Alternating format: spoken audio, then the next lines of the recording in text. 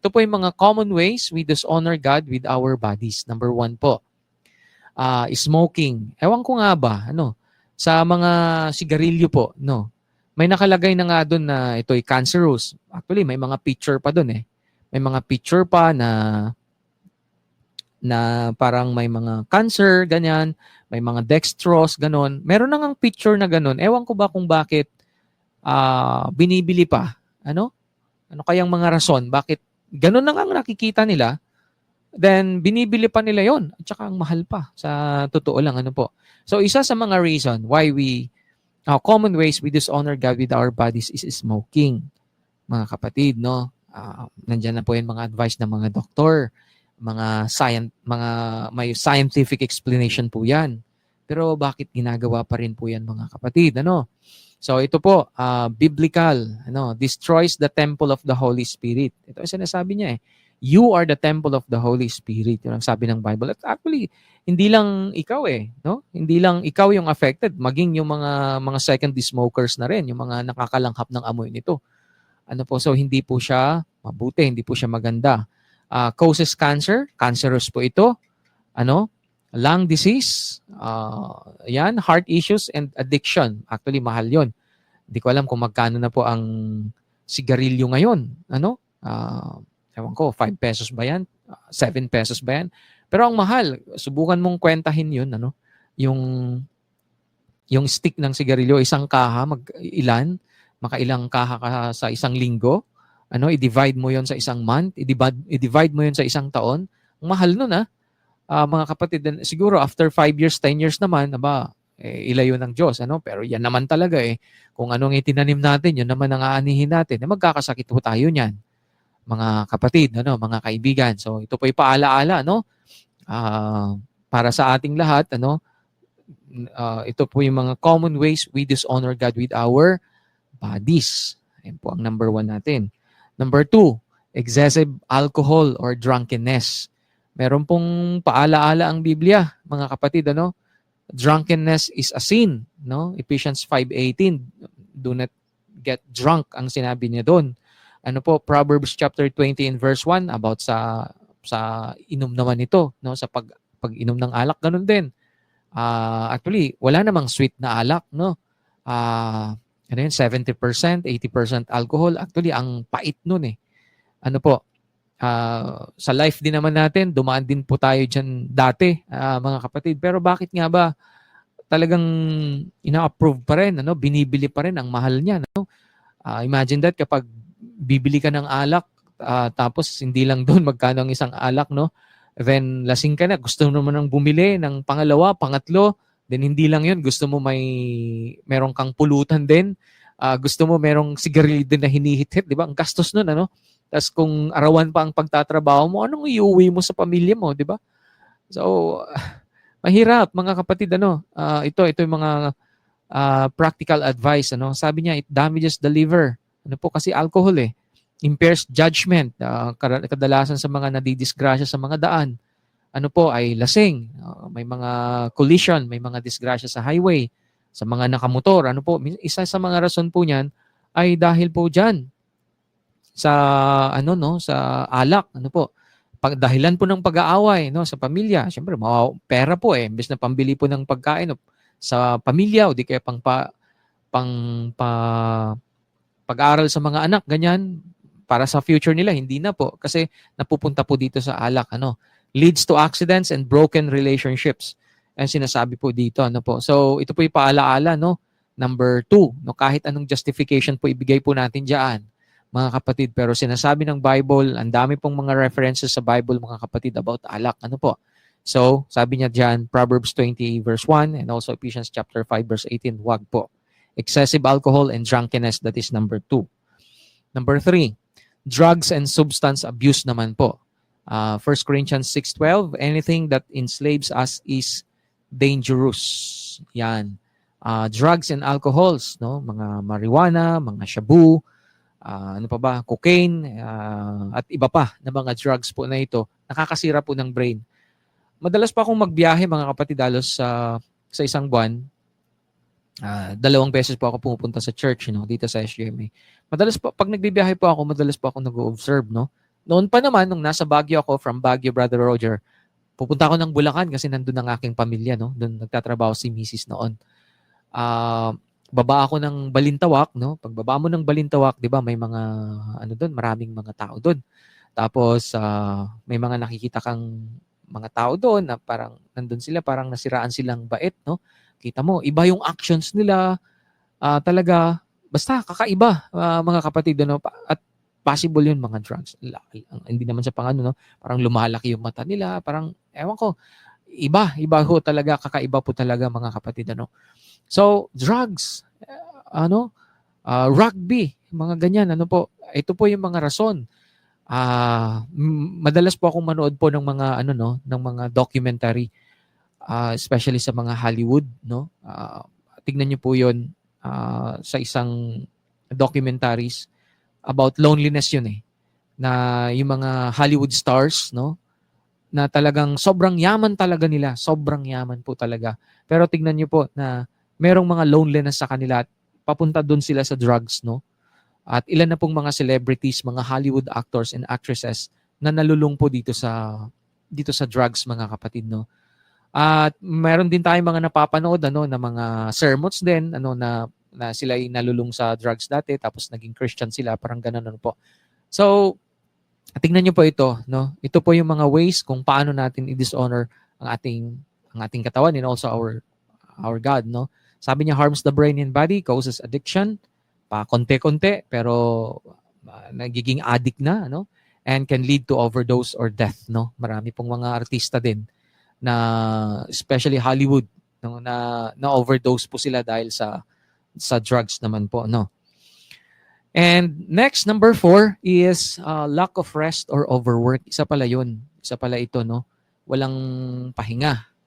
Ano po, at saka overwork din naman, no. Isa rin po pala ito na rason, mga kapatid, ng way kung paano natin i-dishonor ang Panginoong o ang ating katawan, ano. Isa rin po ito, walang pahinga, lack of rest, overwork, ano, halos walang tulog din po 'yan, ano. Tignan po natin, ano, Exodus 28:10. Tignan niyo po, ha. Sa 10 commandments po, no, sa 10 utos, nakalagay doon yung Sabbath rest, no? Sabbath rest. Ang daming mga laws na inilagay ng Panginoon. Pero tignan ninyo, isa po doon yung rest, yung pahinga. Importante ang pahinga. Ano po, nung nakaraan pong, nung Friday, ano po, ay nagkapag rest kami ni Mrs. and also kaming lahat doon sa family.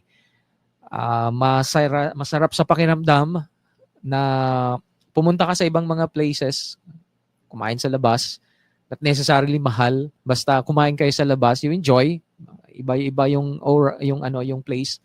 Masarap sa pakiramdam, parang nakakagaan ng pakiramdam, mga kapatid, no? So medyo pagod that time, pero yung ganong magbiyahe kami, masarap sa pakiramdam.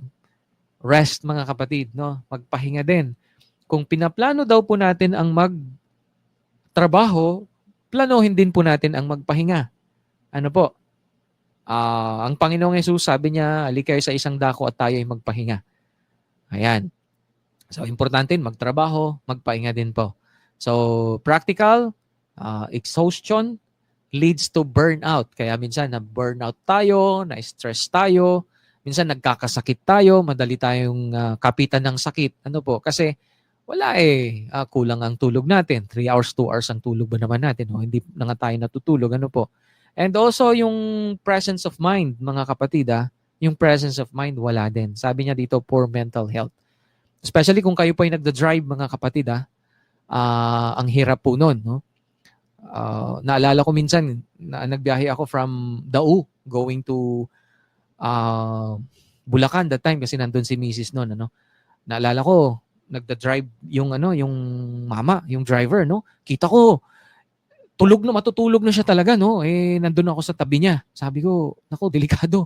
And dami namin, 'di ba, sa isang van po is about 12, 15. Matutulog na siya talaga. Tapos ginising ko talaga siya. Siguro pagod, no. Anong oras na siya nagising? So, imagine that. Hindi lang ikaw madidisgrasya, no? Pati yung mga tao na kasalubong mo or even yung mga nasa sasakyan, ano po. Lack of rest or overwork. Isa po ito sa mga rason, mga kapatid, ano, na we dishonor the Lord sa pamamagitan po nito. Next po ay number 5 is uncontrolled anger and stress, no? Naggalit. Nagagalit naman tayo, 'di ba? Nagagalit pero may righteous anger naman. Ano po? Nagagalit tayo kasi masama ang ginagawa nila, hindi mabuti ang ginagawa nila, nagagalit tayo. Okay lang din naman 'yon. Paano naman po yung anger na hindi siya godly? Ito yung mga nagmumura na. Ano po, minumura yung tao, pinagsasalita ng hindi maganda, minamaliit yung tao. Parang ganun, ano? Sumisigaw, parang ganun. So, uncontrolled anger and stress. Ano po? Ang sabi ng Bible, Ephesians 4:26, don't let the sun go down on your anger. So, it's okay na magalit kasi redirection yon mga kapatid, no? Sa ang ating Panginoon, nagalit na naman po siya. Okay, pero uncontrolled anger 'di ba? Galit, may sama ng loob, parang ganun. Minsan, ang rason po niyan mga kapatid, bakit minsan unthankful ang isang tao dahil sa kanyang past hindi siya maka-move on sa past niya. So may galit, lahat ang tingin niya sa lahat parang hindi maganda, hindi mabuti, galit, parang ganun. So, sabi niya dito, mga practical, raises blood pressure, tumataas ang dugo, ayan, and causes heart issues. Ayan, di mo na makontrol yung emotion mo. At sabi niya dito, weakens relationship. Sino ba naman ang gusto makipagkaibigan sa atin kung lagi tayong galit, di ba? Hindi siya advisable dito, mga kapatid. Ano po? That is number 5. Ano po? Uncontrolled anger and stress. Number 6, negative thoughts and bitterness. Yan. Laging hindi mabuti, laging hindi maganda. Sabi ng Proverbs 23 verse 7, as a man thinks, so is he. Sabi niya, take every thought captive. 2 Corinthians chapter 10 and verse 5. Negative thoughts. Paano? Mag-scroll sa social media. Tapos sabi niya, minsan capturing din yung sa social media po. Like for example, pag pinanood mo to, maiiyak ka kapag pinanood mo. Tapos panonoorin mo pa siya talaga, Wag mo nang panoorin, iiyak ka nga di ba? Tapos manunood ng mga movies, mga horror, mga nakakatakot, di ba? Nagbayad ka sa Netflix, no? O manunood ka sa sinihan, babayaran mo para matakot ka, no? Ba't ka manunood ng mga ganun? 'Di ba? No. Hindi na para sa akin, hindi po pwede 'yon. Mga kapatid, no? Imagine, naalala ko nga po, elementary, high school pa nga lang po yata ako noon. Mayroon po kaming pinanood na movies, nakakatakot. Hanggang ngayon nga naalala ko Noon pa syempre hindi naman po tayo masyadong pa noon, nag-grow, 'di ba? Hanggang ngayon nga po, na anong age ko na nga ngayon, hanggang ngayon naalala ko pa, no? Parang ayaw ko yung movies na yun, mga kapatid, Imagine, anong age ko na ho ngayon, naalala ko pa yung movies na yun. Ay nako, parang grabe ho talaga, no? Negative thoughts, no? Parang massacre and crime, di ba? Di ba? Mahirap, no? Negative thoughts. O di kaya, manunod tayo ng mga problema. Parang ganun. Wag na. Diba? Alam niyo po kung bakit kakaiba po ang mga eagle? Sabi po nila, mga eagle is mga fresh na mga food ang kinakain niya. Hindi katulad siya ng yung uwak, mga dead ang kinakain niya. Samantalang yung mga eagle is mga fresh. Something ganun. I-check niyo po 'yan, yung eagle na nasa YouTube po 'yon, something bakit kakaiba siya at binanggit sa Bible yung eagle sa Bible So negative thoughts, lagi siyang may side talk na hindi maganda biglang maganda usapan tapos bigla pangit na magiging usapan na ganun. Sa atin naman po, i-filter din natin kung halimbawa may mga ganyan, hindi na maganda, layuan nyo na. Parang ganun. Tapos i-filter nyo, mga kapatid. And also bitterness, sabi niya dito. Then can lead to depression. Bakit? Laging hindi maganda ang kanyang sinasabi. Pinapakinggan, pinapanood po. Ayan, anxiety. Yan, and even physical illness. Yan. Minsan, yun din po ang rason kung bakit po tayo nagkakasakit. Then number 7, excessive screen time and digital addiction. That is number 7. especially sa ano ngayon, no, sa world natin ngayon. Naalala ko, Brother Sam, Brother Roger, noong mga elementary kami.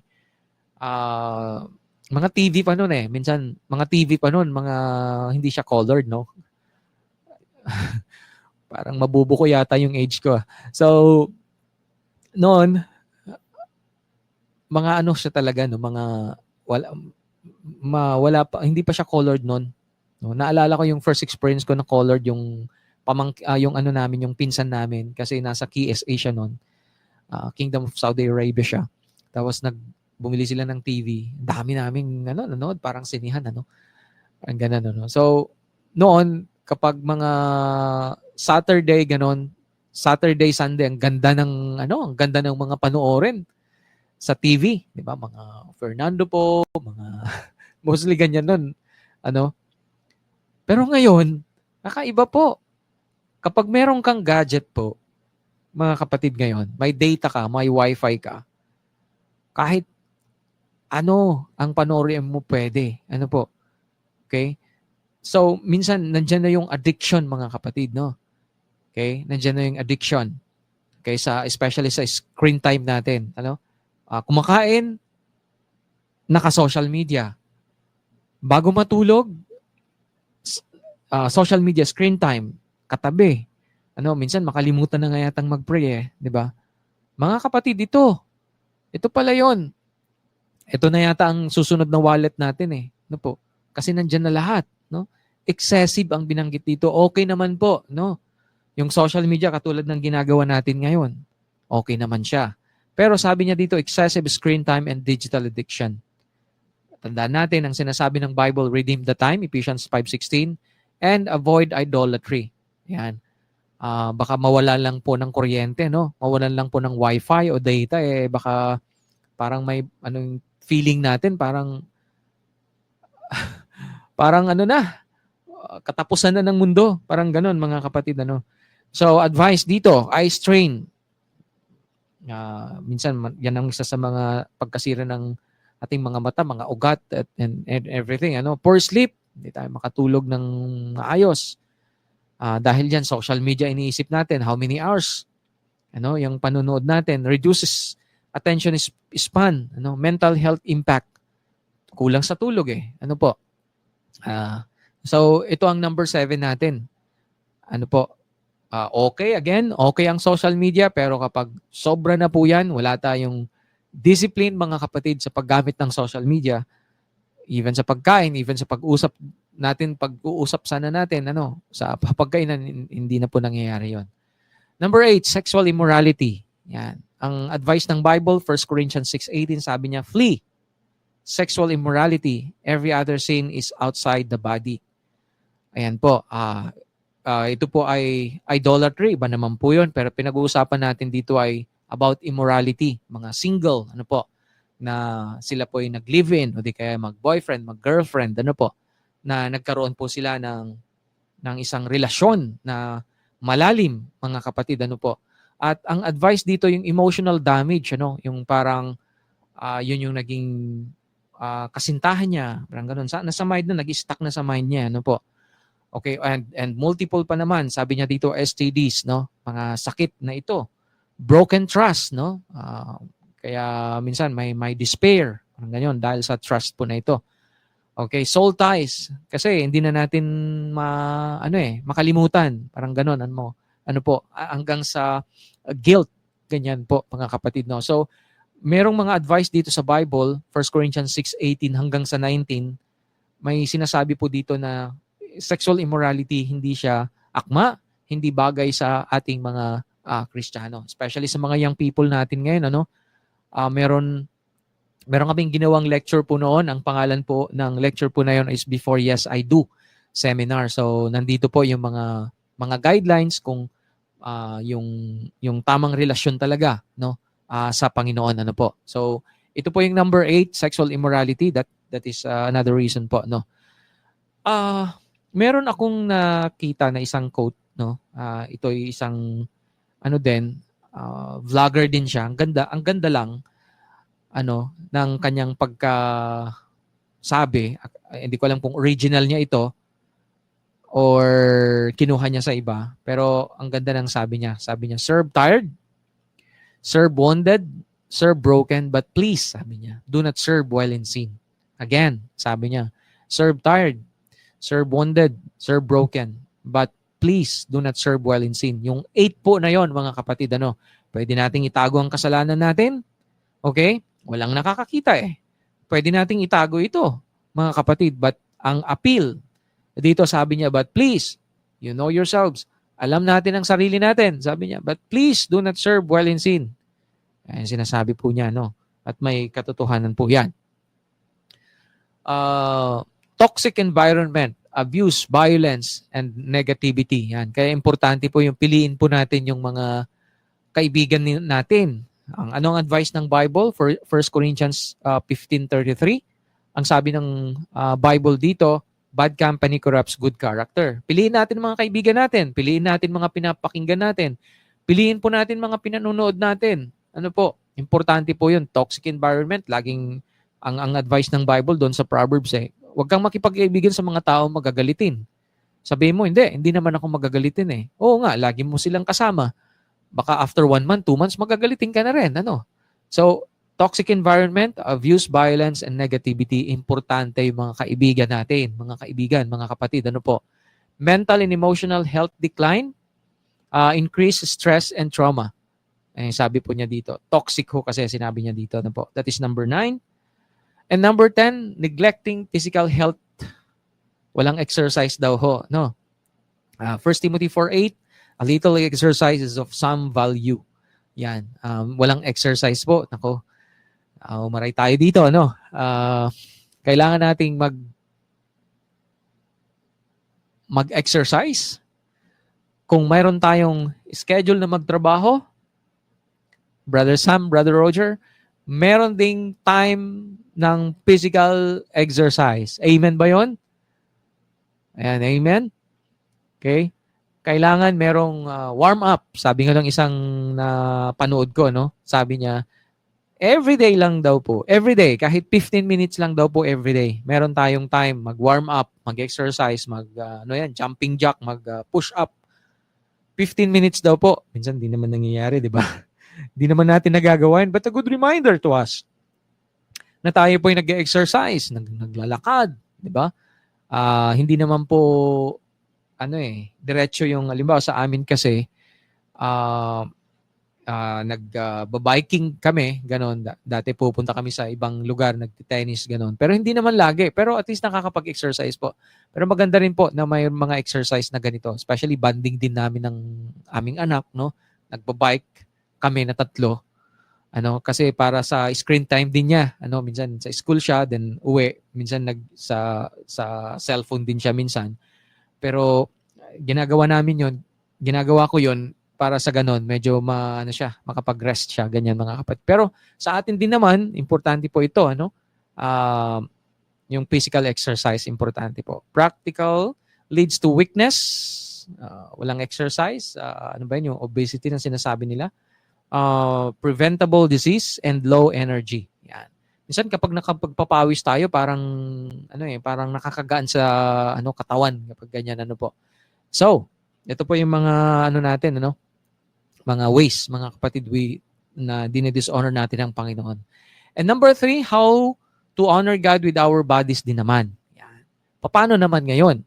Sabi niya, live a life of purity. Sa ating isip, sa ating puso, sa ating mga pagsasalita, mga kapatid, dapat maayos. Minsan makikilala natin yung mga tao po na parang mali yung kanyang napakinggan, yung mga pinapanood niya, mga sinasabi niya, minsan ganon. Pero ang advice ng Bible sa atin, live a life of purity. Mayroong song, yung song sabi niya is, keep us from secret sin. Yung purer in heart, O God, Brother Romel, yung song na yon. May sinasabi siya sa song na, keep us from secret sin. Yan. So, maging pure. Haharap tayo sa Panginoong Diyos. Pure, mga kapatid. 1 Thessalonians 4:3 and 5, control your body in holiness. Psalms 24:3 and 4, clean hands, pure hearts. And purity types, moral, spiritual, and ceremonial. Moral, paano tayo makitungo sa ating kapwa, sa ating katrabaho, sa ating asawa, sa ating anak, sa ating mga kapitbahay, ano po, sa ating mga neighbor. Spiritual, it is between you and your God, no? Sa ating Panginoong Diyos, mga kapatid. Ano? So live a life of purity. Ito po ang advice sa atin. Psalms 119 verse 9, how can a young person stay on the path of purity? By living according to your word. A pure life reflects a pure heart, and a pure heart attracts the presence of God. Purity protects your purpose. Don't trade it for a moment of pleasure. Ito ay advice ni King David para sa mga youth na mga reckless, mga padalos-dalos Pero sabi niya dito, no, protect yourself, parang ganun So next is how to take care of your body's needs. Proverbs chapter 4 verse 20 to 22. Wise living brings health. Yan. Prioritize rest, nutrition, and exercise. So tignan po ninyo itong verse na ito sa Proverbs chapter 4 in verse 20 to the following. So take care of your body's needs. Tindaan natin kapag minsan inaantok na tayo, tulog tayo. Pag kailangang mag-exercise, minsan meron tayong ginagawa, importante mag-rest din po tayo mga kapatid, no? Para sa ganon, hindi tayo magkasakit. Maalagaan natin ang katawan po natin, no? Mental, be transformed by the renewing of your mind. Romans 12 verse 2. 1 Corinthians 6:20, honor God with your body, physical. Emotional, 1 Peter 5:7. Cast all your anxieties on Him because He cares for you. Yan. And spiritual, 1 Timothy chapter 4 verse 7, discipline yourself for the purpose of godliness. So sa ating isip, ano ba ang ating mga iniisip? No? Sabi nila, ang ating mind ay katulad siya ng isang ongoing theater. No? Isa siyang teatro. No? Tingnan po ninyo, kapag matutulog na kayo, minsan mayroon pang mga nasa mind natin, di ba? Kahit nga nakapikit ang mga mata natin, may mga iniisip tayo, no? Anong tanong? Anong mga iniisip natin? Ito ba'y positive? Ito ba'y negative? Mga problema ba? O paano, mga kapatid, no? Physical, no? Kaya importante yung matulog, importante yung mag-exercise, emotional, yan, and also dito sa spiritual. So, next, offer your body as a living sacrifice. Yan ang sabi ng Bible sa Romans chapter 12, verse 2. A living sacrifice doesn't burn once, it burns every day with obedience. Yan. So, ito ay advice niya. Hindi siya dead sacrifice, but ito po ay living sacrifice pleasing to the Lord. Sabi niya, acceptable worship sa ating Panginoong Diyos. So, hindi lang natin chine-check yung iba, check din natin ang sarili natin, 'di ba? Tignan natin kung anong mga habits natin, mga kapatid, yung prayer life natin, yung Bible reading natin, 'di ba? Yung worship natin. Sabi nga po, paano mo expect ang isang tao na mag-grow sa kanyang spiritual life? 5 hours siyang nanonood sa Netflix. Tapos mag-pray 1 minute, 2 minutes, then you expect na mag-grow siya sa spiritual life niya, 'di ba? It's impossible. Mga kapatid, it's impossible. Maraming time sa ibang mga bagay, but counting time lang sa spiritual life, then gusto niya mag-grow sa spiritual life, it's impossible. Brothers and sisters, no? Purity. Yan. 1 Corinthians 6:20, honor God with your body. Yan. Guard your eyes. May sinasabi si Job sabi niya, yung discipline yung eye. Sabi niya dyan. Guard your eyes, your ears, and even your choices. Rest, eat well, magpahinga. Ayan. Sa amin pong mga preachers ay meron po kaming rest day na sinasabi.